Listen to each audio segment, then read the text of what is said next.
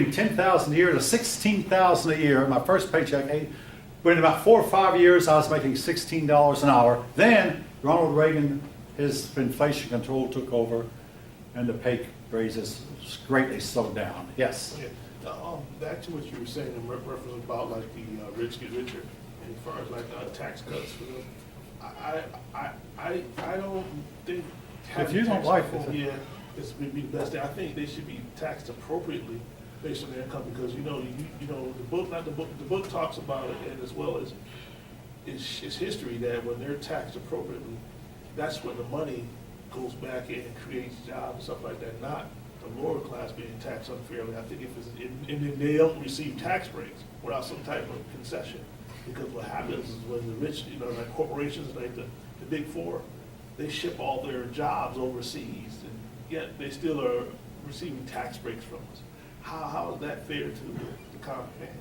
And then we don't even have work here. Well, you have to spend money to make money. See, if like for instance, People are spending if you money. work at a place like Lockheed, you have to buy machinery, and this machinery is a tax deduction. Right. Or like even in my case, the ink. I mean, okay, I'm having to print up the test out of my own pockets. The ink I buy is tax deductible up to 120 bucks. Being a part-time college, I can deduct $120 to buy things like markers, paper, and ink. I mean, the paper I use for the test, I pay for myself. Again, coming here only on Saturdays, it's just not worth me to make a special But trip. take that thought, right? Why can't the university give you a Well, stipend? here's about, they can, but here's why I don't do it. I'd have to come here during the week, and it's a 34-mile trip one way. And it's just cheaper for me to use my own ink and paper and buy my own marker. The university does furnish markers, but again, I don't, right now that office is locked up. And the printing office is locked up. Yeah. So, and I'd have to make a special trip out here, and I don't want to do that. So, that answers your question. But okay, the school does provide us paper for our test, provided you work Monday through Friday, which I don't. Actually, it's Monday through Thursday. Friday, if people don't come here either, except for the few teachers. And Saturday, it's even worse than that. All right, anyway. Now, your book says that the worst recession we'd had under Jimmy Carter's the worst recession since the 1930s, that Reagan helped to curtail. And this is one time your book actually cites Republican. And therefore, Reagan was elected by a landslide again in 1984. But here was a problem, and this folk is true. Many people had to work 2 jobs. More and more women worked, but the women made less than men. This was not true at Lockheed, for instance, where that you got paid according to the job you did, regardless of whether you're a male or woman. But nevertheless, generally the women made less than men. 1 child in 5 lived in poverty. That was up from 1 child in 3 who lived in poverty under Eisenhower. Now, what that book tells you, they'll tell you how many people lived in poverty under the Republicans.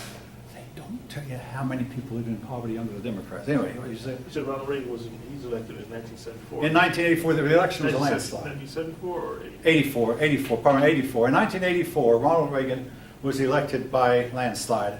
The Democrats ran Walter Mondale, who had been Jimmy Carter's vice president.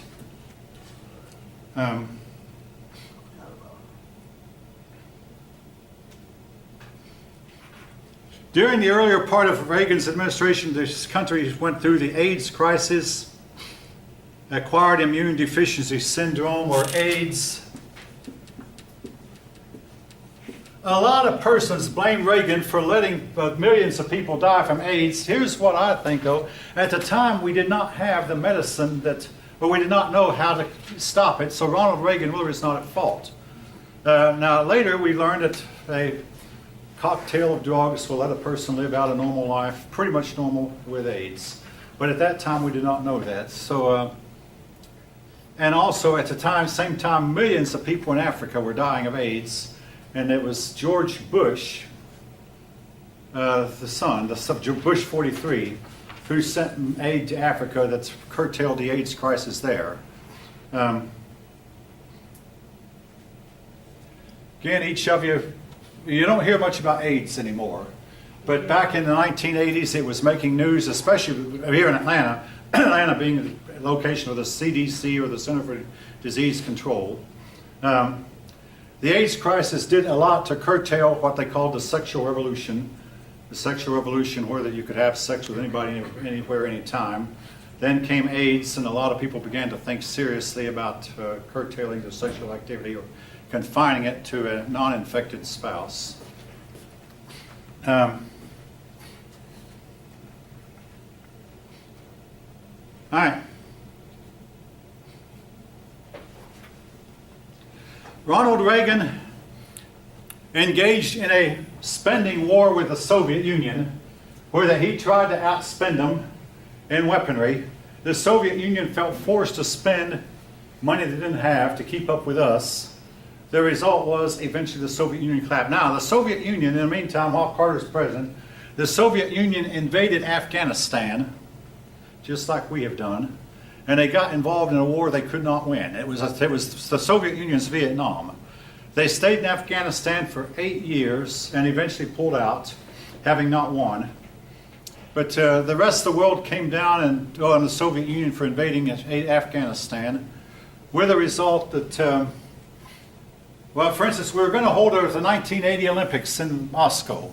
But the United States refused to participate, and a lot of other countries refused to participate, saying that we're not going to give the Soviet Union the money that they would get if we played the Olympics in Moscow, so we held our Olympics somewhere else, mixing politics with sports. But in this case, I think it was the right thing to do. I mean, you might disagree with it.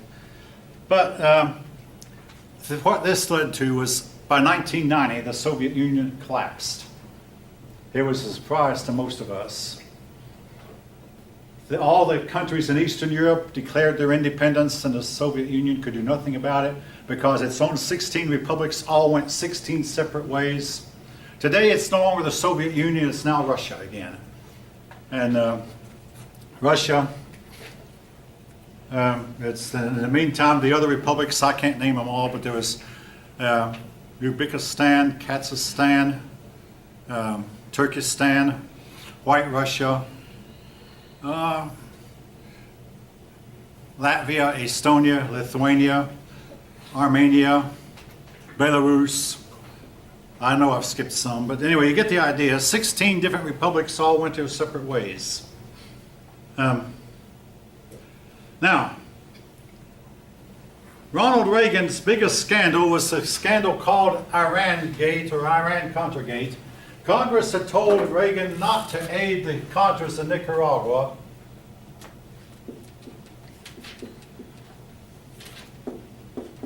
And because Iran had taken our hostages, we were not to aid Iran in its war with Iraq.